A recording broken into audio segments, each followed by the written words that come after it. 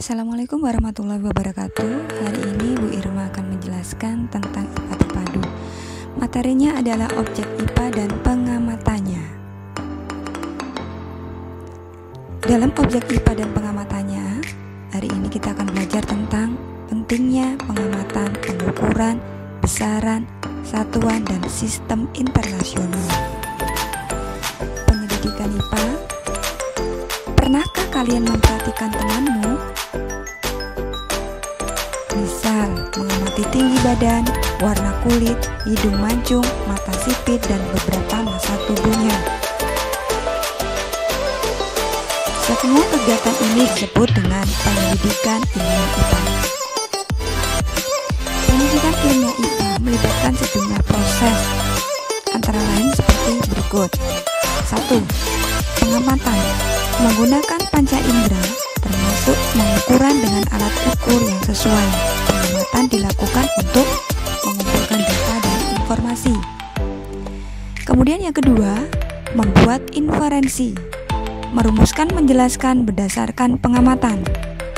Penjelasan ini digunakan untuk menemukan pola-pola atau hubungan antar aspek yang diamati dan membuat perkiraan. Langkah ketiga, mengkomunikasikan.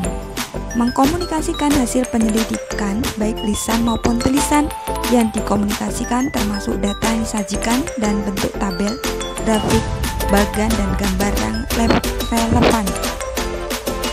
Manfaat belajar dari IPA yang pertama adalah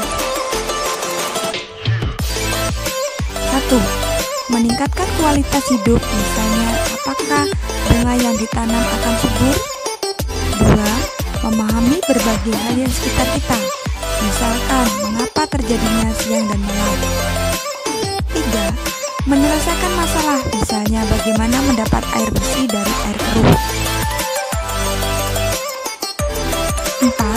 Berpikir logis dan sistematik, misalnya jika data warnanya seperti ini, apa kesimpulannya?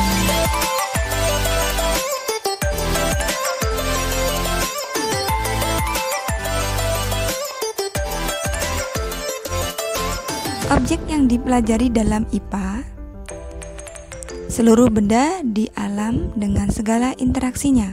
Untuk dipelajari pola-pola keteraturannya, yang pertama adalah objek yang berukuran kecil atau renik, biasa disebut mikro. Objek yang berukuran besar yang disebut makro.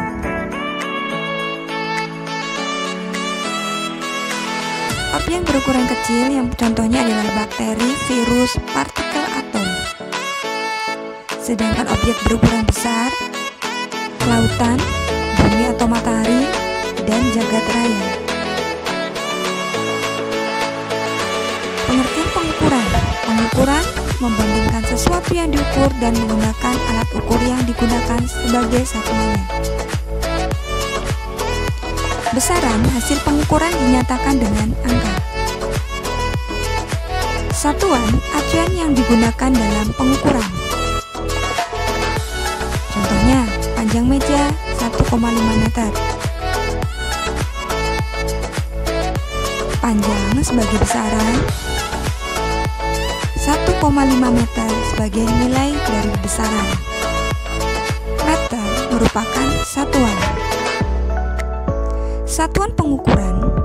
Satuan pengukuran ada satuan baku dan satuan tidak baku. Untuk satuan baku contohnya meter, kilogram, sekon. Untuk satuan tidak baku ada jengkal, hasta, dan depa.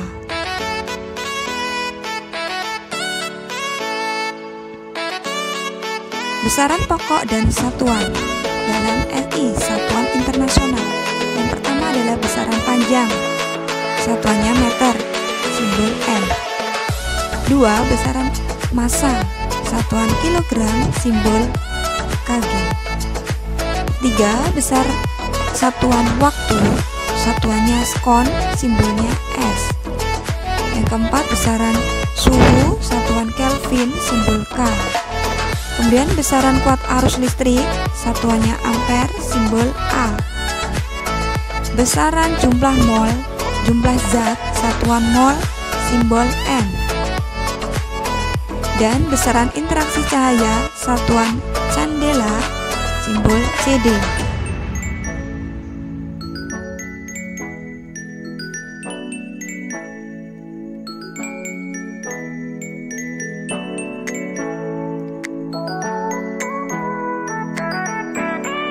Besaran pokok dan satuan besar panjang, contohnya penggaris, mistar, mikrometer, skrap, jangka sorong.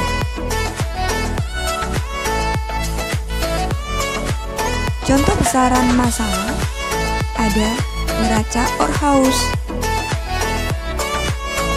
neraca pegas, neraca lengan. Besaran waktu ada jam matahari, jam dinding, jam digital, dan stopwatch. Besaran suhu, termometer. Terima kasih. Untuk hari ini cukup sekian dan terima kasih. Wassalamualaikum warahmatullahi wabarakatuh.